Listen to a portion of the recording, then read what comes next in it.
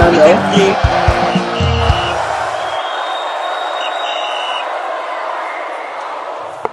Hello guys, thank you for staying with us and welcome back to the channel Final Whistle, the channel that promises you entertainment in terms of all sporting related activities, from fans reaction to pre and post match analysis, and of course in-depth match analysis.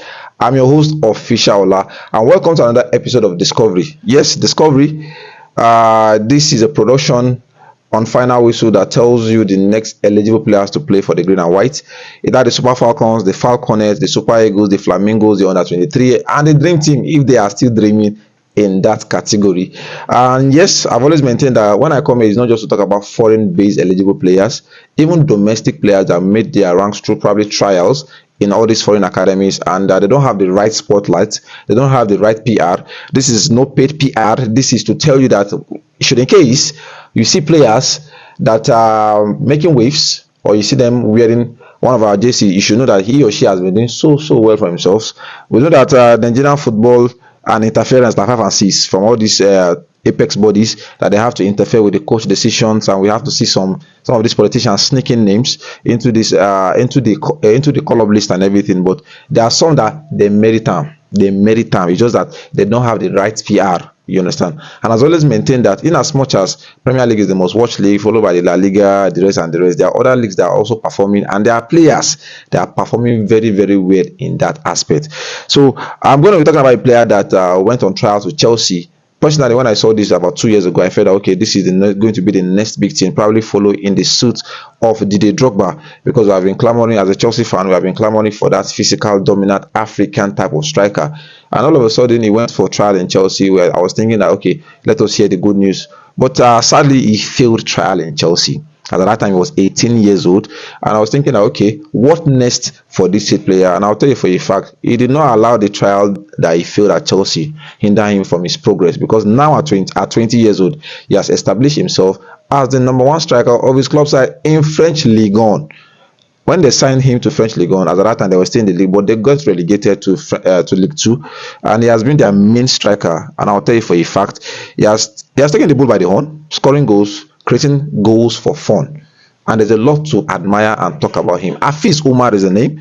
Like I said, he was on trial for Chelsea about 2 years ago. We saw pictures, we saw videos, we saw the famous Trivago. That is a training kit of Chelsea, where he wore it. He was on the grass in Stamford Bridge, this and that, at Cobhams training, and all of a sudden, definitely, if he did not sign for Chelsea, it's because of the trial process did not go as it should be. And I'll tell you for a fact, a lot of people will say trial, if you trial this and that. Many players fail trial over and over again. The likes of Eberichi Eze, that's a typical example. You see the fail trial at Arsenal, this same Arsenal when he signed for, they reject him. He failed trials that keep you out in many clubs before eventually coming through the ranks of Crystal Palace and now back to Arsenal. And that typical example for us has to be Kevin Bassey, from failing trial at Southampton to Leicester City to many clubs in the lower division before he was eventually signed to Ajax. From Rangers to Ajax, from Ajax to Fulham, and probably for Fulham to one of the biggest teams in the Premier League, or probably one of the biggest teams in the world. To tell you that failing trial should not be a stumbling block for you. And in short, I credit any player that comes through the trial process and failed it, and he still has the power, you understand, to do more. It's because example is Zadok Johan. All of us allowed him. He failed the under 17 trial, but look at where he is today. So it's something to marvel about Hafiz Umar, because like I said, the failed trial for Chelsea in 2024-2025 season, but ever since then, he has not looked back. Came through the ranks of Ojodu City in Nigeria. He came through the ranks of Ojodu City and signed officially to Stade Reims, Team B. At that time, he was 17-18 years old, so they signed him to the academy team so that they can monitor his progress. And they eventually relegated in that season, in 2024-2025 season. 2024-2025 season, they relegated because he was just restricted to an handful of minutes as at that year. He was restricted to just 11 games, no goals, just 1 assist in 11 matches. After they relegated, which is last season that just concluded, he has played a whooping 21 games, which is scored 6 goals and 2 assists. We have had success from Ligue 1. These are the same numbers Osimhen was producing for the likes of OGNs before the likes of Napoli shipped in about £70 million to get him. So many notable strikers has come from the French Ligue 1. There's this famous tag that they used to tag them, Farmers League. Can we still tag them Farmers League? The current holders of the Champions League, back to back, Ligue 1, PSG. So we have competing teams now in the French Ligue 1, the likes of Monaco, the likes of Marseille, And I'll tell you for a fact that I'm doing something right there. And I've always maintained that Erika always have a soft spot for players that are playing Ligue 1 because he has played there. He knows about the competitive nature, the technical aspect, and the technical abilities of players playing in French Ligue 1. So definitely he's one to look out for. And some from numerous sources that I can't confirm, but there are sources online saying that the next under 23 list, Hafiz Umar is in contention to be called up and probably monitor his progress. I've maintained that if eventually goes through in an official capacity where we see Erika put pen to paper to continue as the head coach of the Super Eagles, as long as take charge of the under 23 job, it will be a massive boost for any player that want to convince to come and play for us, because it's a straight slot. I've maintained the likes of France, the likes of Spain. That is how their process has always been. You come to the ranks of the under 23, you perform well, you drop magical numbers, and hence that's a straight path for you into the national team. Talking about his capabilities, what he can offer us as a striker to the Super Eagles, physicality, I've maintained that age should always be a factor whenever we're calling players. Age is a factor. Age has always been a factor for Statistical whenever he's inviting players, because as a young striker, there's a lot to be taught and there's a lot to learn. There's a lot to learn. It's also painful for me that I feel that okay, now we have the likes of Liam Delap, just at 21, playing for Chelsea. Probably an Hafiz Umar would have done better. You understand what I'm saying? But this, by the way, all this thing we're talking about is PR. If Delap can get a move to Chelsea at a very, very young age, the likes of Kobe Mino at a very, very young age, they came through. So gone are the days when we'll come in to talk about age as a yardstick that is too young. Nothing like it's too young in football again.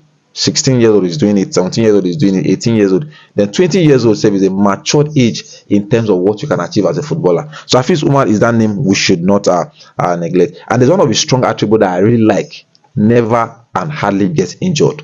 Always available. In as much as he only played 21 matches for Reims, he did not start all, because definitely they have other strikers that have scored him and everything. But I'll tell you for a fact, whenever he has been called to come and get minutes in the tank, he has always made himself productive. One of his strong attributes is running behind the lines to get passes. We have maintained and I've always complained that we don't have creative sparks enough to create the ball, you understand, get the ball at your feet. So if you can get the creative spark, Hafiz Umar will be probably a solution to the unavailability of the likes of Victor Osimhen. How do we improve the Super Eagles? Is by having a very, very good unders. Let's just state the facts.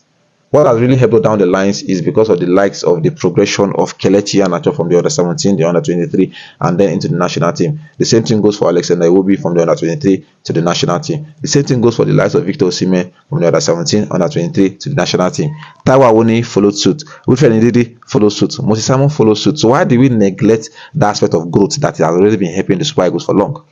So if you ask me, I feel this is the right way to do about it. And having Hafiz Umar, if not straight into the Super Eagles of Nigeria, at least start from the under 23, will be a very, very good way to take our football to where we want it to be.